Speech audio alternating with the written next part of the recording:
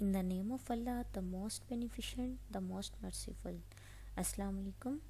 I'm your course instructor of English. Our subject is functional English, and today's lecture is about basics of grammar. So students, in this lecture we will learn about the basics of grammar. First of all, students, आपके लिए जानना सबसे पहले ज़रूरी है कि what does meant by grammar, कि grammar होती क्या है। क्योंकि ग्रामर के स्टेप से पहले हमें ग्रामर का पता होना चाहिए कि ग्रामर जो है वो हमारी इंग्लिश का बेसिक जो है वो एक इंटेग्रल, एक इम्पॉर्टेंट पार्ट है। ग्रामर जो है वो हमारी इंग्लिश में एक ऐसा एलिमेंट है जिसके बगैर इंग्लिश कंप्लीट ही नहीं होती। तो first of all I will tell you about the definition of grammar. Grammar is the system and structure of language. Grammar जो है वो एक लैंग्वेज का सिस्टम है और एक स्ट्रक्चर है, मतलब एक सिस्टमैटिक और एक स्ट्रक्चर वाइज जो है लैंग्वेज के तहत हमारी जो ग्रामर है वो क्रिएट होती है। The rules of grammar help us decide the word we put words in and which form of words to use. जैसे ही हम ग्रामर का डिस्कस करते हैं तो हमें सबसे पहले उसके रूल्स को फॉलो करना है कि ग्रामर के रूल्स हमारे लिए किस तरह से हेल्पफुल हो सकते हैं, किस तरह से हमें आइडिया होगा कि how we use the words in a sentence. When we will talk about grammar, it's a useful to know the basics terms. These basic terms are called parts of speech. So students, in basics of grammar, the first step is parts of speech, the second step is contemplate the sentences, the third is clauses, fourth is phrases, then sentence structure, the second last is article, the last is active and passive voice. So dear students, these are 6 steps. These are basic steps of grammar. In the first step, I will tell you about the parts of speech. Parts of speech is a very basic part in grammar. Without parts of speech, our grammar is not complete. So words are divided into different kinds or classes. words divide होते हैं हमारे different classes में, different groups में, different kinds में। जो words हमारे divide हो रहे होते हैं parts में, वो parts basically parts of speech कहलाते हैं। Speech mean speak.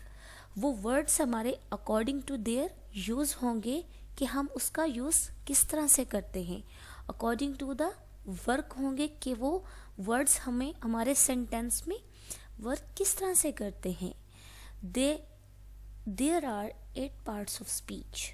वो जो वर्ड्स हैं वो एज अ जो वर्क जो करते हैं सेंटेंस में और यूज़ होते हैं, वो पार्ट्स में डिवाइड होते हैं, वो 8 पार्ट्स में डिवाइड होते हैं। There are 8 parts of speech. The first part is noun. As you already know about the noun are naming words. Noun is the name of any person, place, thing, animal, idea. The types of nouns I will tell you in the next lecture of parts of speech, types of noun and their properties. The types of noun, first of all, concrete noun, common noun, proper noun, abstract noun, collective noun. The other type of countable and uncountable noun. These all are types of noun. The second is pronoun. Pronoun is a word that is used instead of a noun. pronoun एक ऐसा word है जो use होता है noun की जगह. जैसे pronoun I, my, you, we, he, she, these all are pronouns. Then verb. Verb is a very integral part of the sentence, integral part of the parts of speech. Verb हमारे sentence में बहुत ज़्यादा एक importance रखता है, क्योंकि verb से ही एक सेंटेंस और एक पार्ट्स ऑफ स्पीच का पार्ट कंप्लीट होता है. Verb is a word used to express an action or state. Means के जो वर्ब है वो किसी एक्शन को एक्सप्रेस करता है, शो करता है, ये किसी स्टेट को, स्टेट मीन किसी कंडीशन को शो करता है. वो आपकी स्टेट प्रेजेंट की भी हो सकती है, वो आपकी स्टेट पास्ट की भी हो सकती है. मीन्स कि आपकी स्टेट ऑफ टाइम वो प्रेजेंट भी हो सकता है, वो स्टेट ऑफ टाइम आपका पास्ट का भी हो सकता है. सो वर्ब जो है, something is doing, something has done their work. The next is adjective. Adjective is also word that describe, that modify the noun or pronoun, that used for meaning of noun and pronoun. Then the other is adverb. Adverb is used to add something to the meaning of a verb. Adverb जो है वो add होता है किसमें, एक verb में, उसके meaning के तौर पर. वर्ब में as a action, as a state में यूज होता है, और एडजेक्टिव में क्वालिटी ऑफ नाउन और प्रोनाउन एडजेक्टिव में यूज होता है, एंड अदर एडवर्ब में यूज होता है. तो जो एडवर्ब है वो बेसिकली वर्ब, एडजेक्टिव और एन अदर एडवर्ब में ऐड होकर बनता है. The next is preposition. Preposition is used with a noun or pronoun, relate the noun or pronoun stands in a sentence. Basically जो preposition है dear students, ये एक sentence में, ये एक parts of speech में noun और pronoun के relation को stand करने के लिए use होता है. Like there is a cow in the garden. There is a cow in the garden. In this example, in the mid of sentence in, showing the relation noun and pronoun. The other is conjunction. Conjunction is used to join words or sentences. Conjunction always sentence में words को join करता है. जब एक word दूसरे word से join होता है तो उसके मिड में एक कनेक्टेड वर्ड यूज होता है. It's a conjunction. Like Anam and Adeel are cousins. Dear students, it's a example. Anam and Adeel are cousins. In this sentence, in the mid of sentence, and is a connected word used in this sentence as a conjunction. The last is interjection. In interjection, the word which express some sudden feelings like sorrow, happiness, we will use for sorrow alas, and for happiness, for pleasant moment, we will use the exclamation mark and we will use the sign of hurrah. Means in interjection sentence shows the sudden feelings like pleasant, like sorrow. Okay, next is contemplate the sentences. Dear students, यहाँ मैं आपको बताऊंगी sentence के बारे में कि sentence होता क्या है और सेंटेंस कितना हमारे लिए एक बुनियादी, एक बेसिक एलिमेंट है हमारी ग्रामर का, कि सेंटेंस से ही हमारी ग्रामर का स्टार्ट होता है। सेंटेंस होता क्या है इसको मैं डिफाइन कर रही हूँ, सो बी केयरफुल अबाउट इट, कि आपने इस पर फोकस करना है कि सेंटेंस को हमने डिफाइन किस तरह से करना है। When we speak or write, we use words. When we speak or write, we use words. We generally use these words in a group, in a classes. It's a sentence. A group of words which makes complete sense is called a sentence. Sentences are nice little packages of words that come together to express one complete thought. कि जो sentence होते हैं वो एक छोटे छोटे, एक little packages of words को टुगेदर ज्वाइन करके बनते हैं, जो एक कंप्लीट थॉट को, जो एक कंप्लीट सेंस को शो करते हैं। It's called sentence. And keep in your mind, every sentence must have two parts. The first part is subject. Subject is basically the part which names the person or thing we are speaking about. This is called the subject.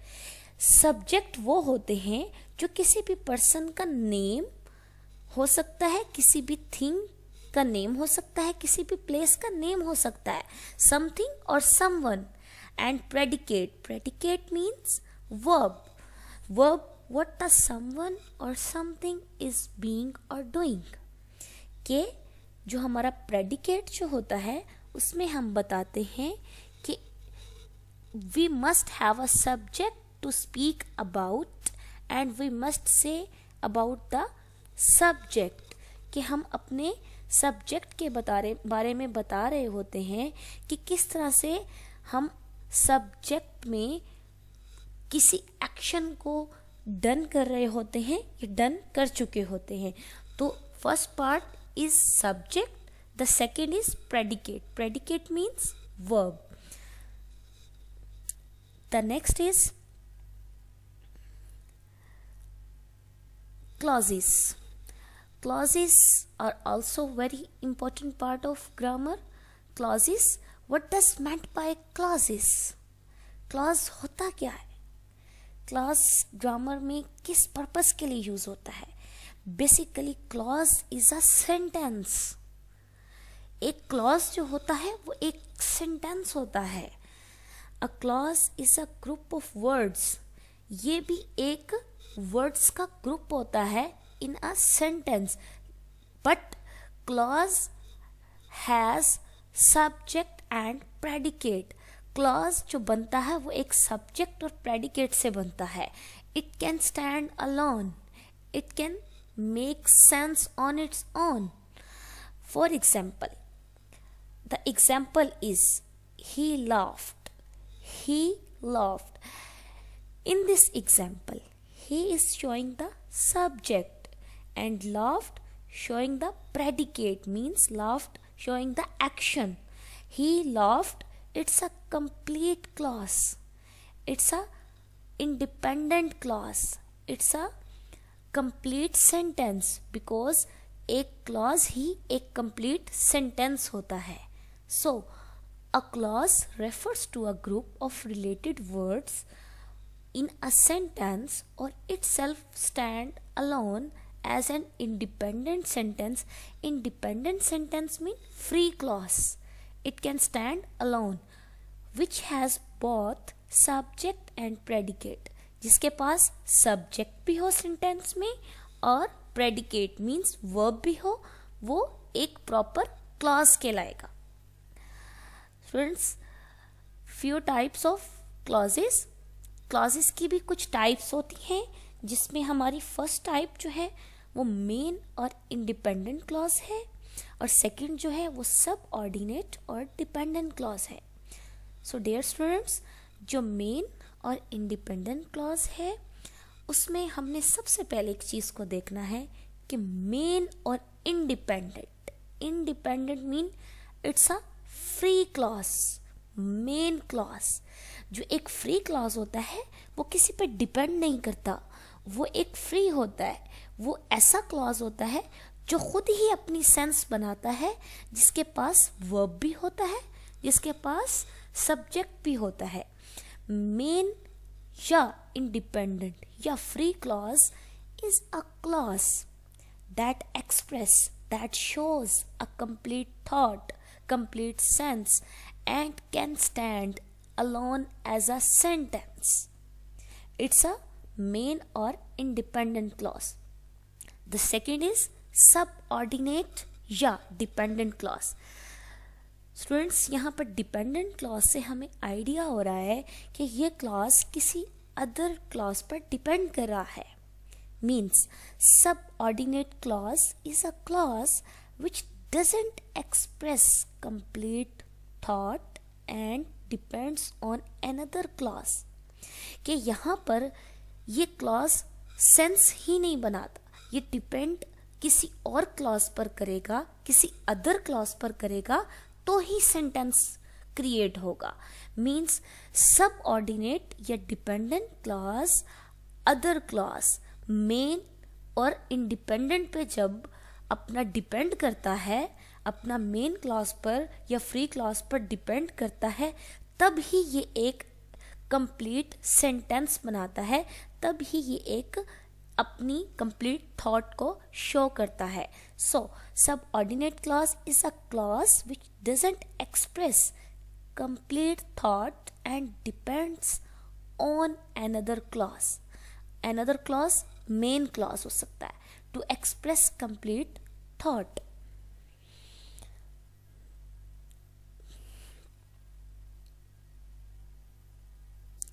The other is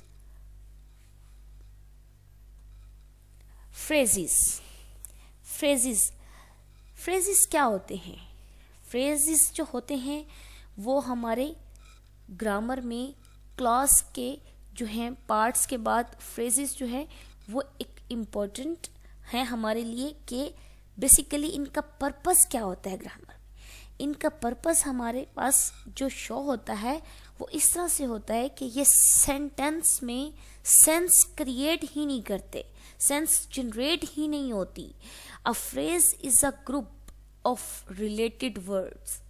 ये एक ऐसा group है words का जो without subject and predicate होता है।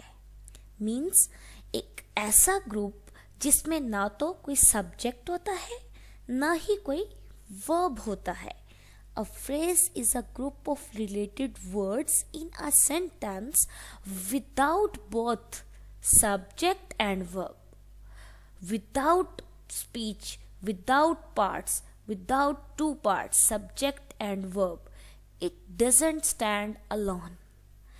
ये ना ही स्टैंड अलोन हो सकता है, ना ही अपनी सेंस बना सकता है ऑन इट्स सेल्फ। तो इसमें जब तक इसकी सेकंड पार्ट में हम इसका फर्स्ट पार्ट कोई भी ऐड नहीं करेंगे तो इसके सेकंड पार्ट से सेंटेंस के हमें उसकी सेंस ही नहीं पता चलेगी कि सेंटेंस है क्या। जैसे ही हम इसमें कोई मेन या इंडिपेंडेंट क्लॉज ऐड करेंगे फर्स्ट पार्ट में तो हमें पता चलेगा कि सेंटेंस बना है। और एक सेंटेंस जब कंप्लीट बनता है वो क्लॉज कहलाता है।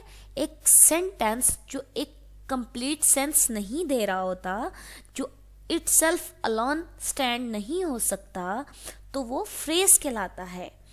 डियर स्टूडेंट्स, यहाँ हमारे पास टाइप्स ऑफ फ्रेज हैं जिसमें हम फर्स्ट जो हमारी टाइप है वो नाउन फ्रेज है, सेकंड है verb phrase, third prepositional phrase, and the last is adjective phrase. In noun phrase, the noun used in a sentence showing the person, place, things. nouns come used after and before. Verb showing doing and something has done according to work, according to action, according to state of time in the sentence.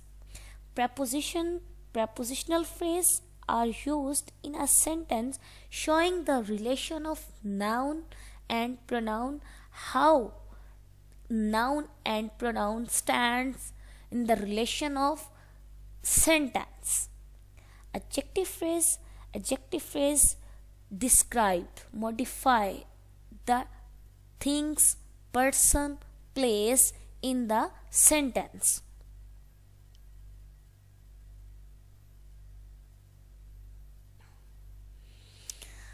G. The other step is sentence structure. Dear students, sentence structure. Sentence structure जब हमें पता होगा तो ही हमारा एक sentence बनेगा. Sentence structure हमारा जो है उसमें सबसे पहला जो पार्ट है फर्स्ट नंबर पे वो है सब्जेक्ट, सेकंड पे है verb, third and object. The basic parts of a sentence are the subject, the verb and the object. These three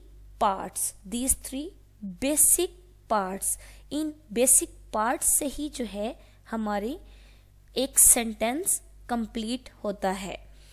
अब subject जो है it's a word. Subject it's a word that names a person, place or thing. The verb means predicate usually follows the subject. जो हमारा verb है वो follow करता है हमारे subject को, हमारे person, place, thing या हमारे I, my, he, she, it person, place को या फिर हमारे pronouns को. verb हमारे सब्जेक्ट को फॉलो करता है एंड इंडिकेट द एक्शन और स्टेट ऑफ बीइंग, कि किस तरह से हमारे जो नाउन्स हैं वो अपना एक्शन शो कर रहे हैं, वो अपनी स्टेट, वो अपनी कंडीशन को शो कर रहे हैं. And the third is object. Object a person or thing which a specified action or feeling is directed. जो ऑब्जेक्ट हैं वो हमारी पर्सन और प्लेस की जो डायरेक्ट फीलिंग्स हैं उसको शो कर रहे होते हैं. सो डियर स्टूडेंट्स, हमारे इस स्ट्रक्चर में इन चीज़ों को फोकस करना बहुत ज़रूरी है कि these three parts make sentence. And the types of sentence is simple sentence, compound sentence, complex sentence, compound complex sentence. In simple sentence, it's a main sentence, it's a main clause. Simple sentence में हमेशा verb, subject, object तीनों मौजूद होते हैं. इन तीनों की presence वहाँ पर सेंटेंस में होगी तो ये एक सिंपल सेंटेंस के तौर पर, एक सिंपल क्लॉज के तौर पर अपना जो है वो वर्क शो करेगा. सिंपल सेंटेंस में हमेशा जो है वो हम सब्जेक्ट, वर्ब और ऑब्जेक्ट का यूज़ करते हैं और इट्स अ वन क्लॉज, इसमें एक वन क्लॉज होता है. But compound sentence, in compound sentence basically these are two clause. Compound में एक क्लॉज जब कंप्लीट होता है तो उसी के साथ एक अदर क्लॉज बनता है. One clause is completed and the second clause is also completed. In two clause को जब हम एक साथ ज्वाइन करते हैं तो इसके मिड में हम कनेक्टेड वर्ड्स यूज करते हैं. वो कनेक्टेड वर्ड्स जो हैं वो बट भी हो सकता है, वो हमारा जो है बिकॉज भी हो सकता है, एंड भी हो सकता है।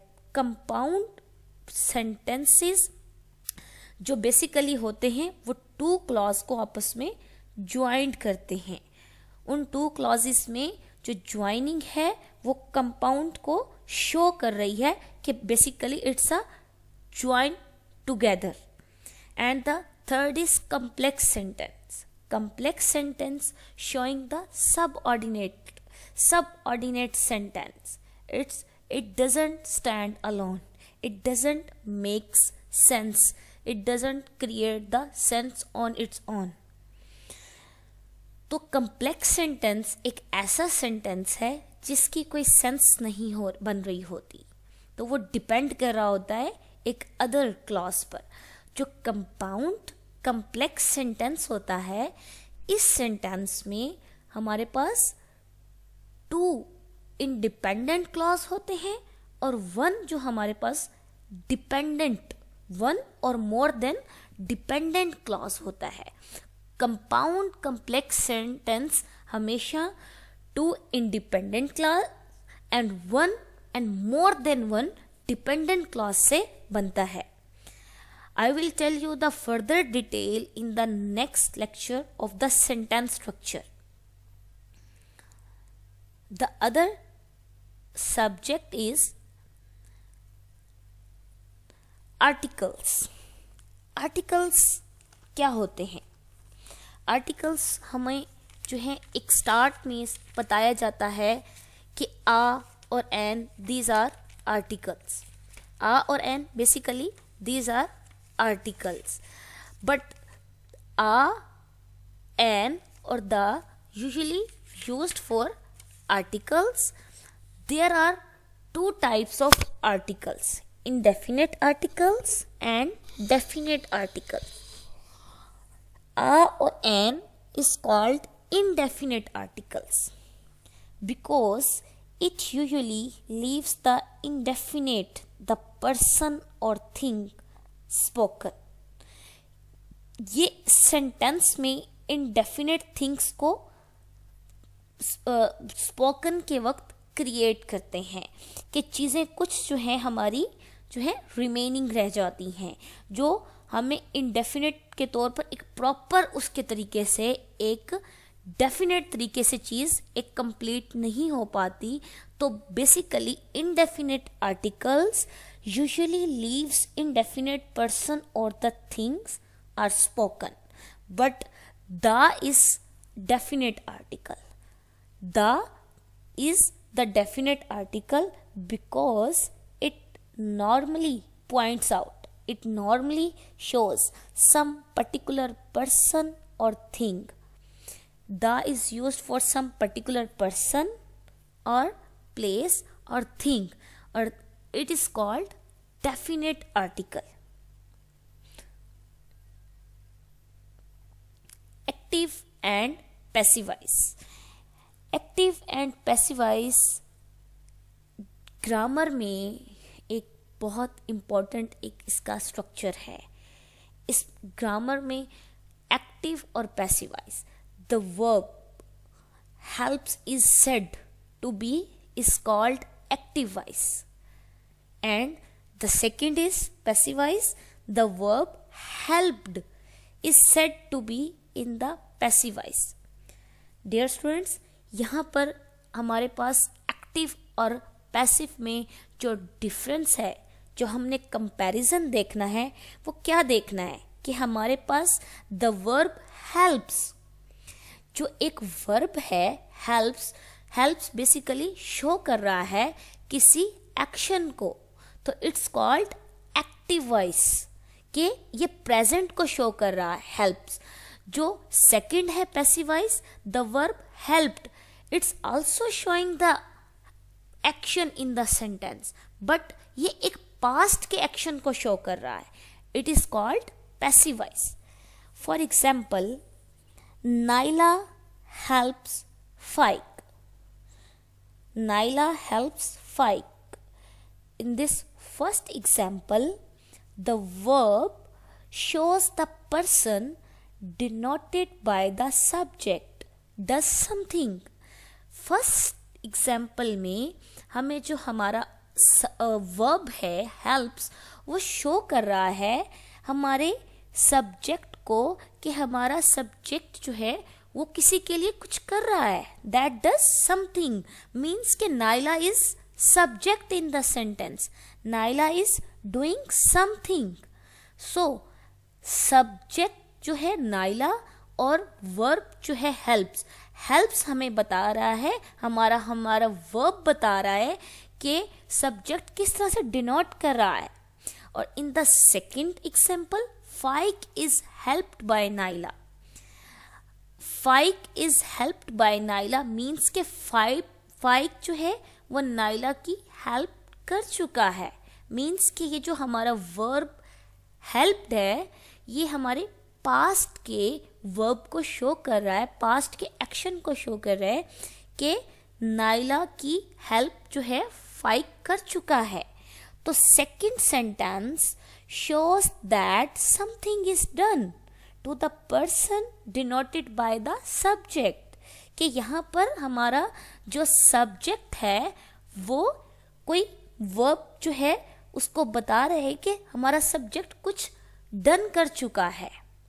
सो स्टूडेंट्स, इसमें आपने इसका कंपैरिजन देखना है प्रेजेंट हेल्प से और पास्ट हेल्प से, कि ये जो प्रेजेंट के जो एक्शन है ये वो हमें एक्टिवाइज शो करवा रहा है और जो हमें पास्ट का जो एक्शन है हेल्प वो हमें शो करवा रहा है पैसिवाइज को.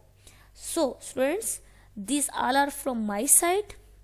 If you are any problem in this steps in this lecture, you can ask to me about these steps again and again.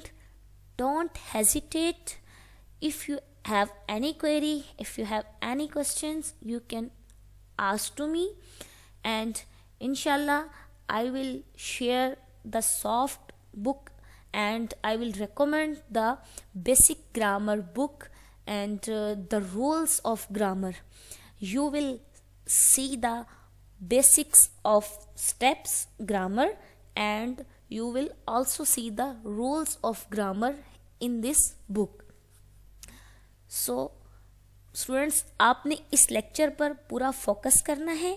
इसमें कोई भी प्रॉब्लम हो, कोई भी आपको किसी भी तरह का कोई मसला हो तो आप मुझसे काइंडली इन सब बेसिक्स के बारे में पूछ सकते हैं, क्योंकि आपके लिए ग्रामर में इन रूल्स को फॉलो करना बहुत ही ज़रूरी है. जब तक आप इन रूल्स को फॉलो नहीं करेंगे आप ग्रामर लर्न नहीं कर सकते. और ग्रामर लर्निंग तब ही होती है जब हम इन चीज़ों पर फोकस करते हैं. देन ही आपकी स्पोकन अच्छी होती है, देन ही आपका रिटन डिस्कोर्स अच्छा होता है. आपकी चीज़ें जो हैं वो डेवलप होना शुरू होती हैं जब आप चीज़ों को गो थ्रू करते हैं, बुक से पढ़ना स्टार्ट करते हैं. तो आपने इन चीज़ों पर अपना फोकस करना है. अल्लाह हाफिज़ स्टूडेंट्स.